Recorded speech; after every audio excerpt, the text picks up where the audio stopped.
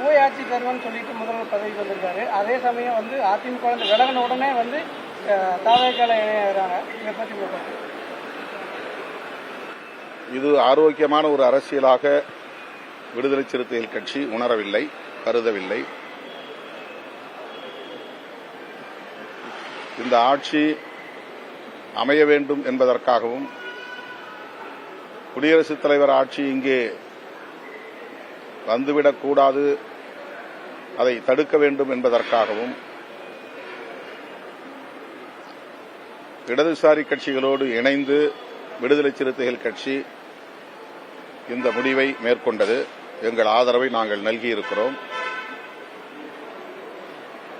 வெளியிலிருந்து ஆதரவு நல்குவது என்கிற அந்த முடிவை மறுபரிசீலனை செய்ய வேண்டும், அமைச்சரவையிலும் இடம்பெற வேண்டும் என்று தவேகா தரப்பில் விடுத்த அழைப்பை ஏற்று இயக்கத் தோழர்கள் மீண்டும் கலந்தாய்வு செய்து ஏற்கனவே எடுத்த முடிவை மறுபரிசீலனை செய்ய வேண்டும் என்று என்னை வலியுறுத்தினார்கள்.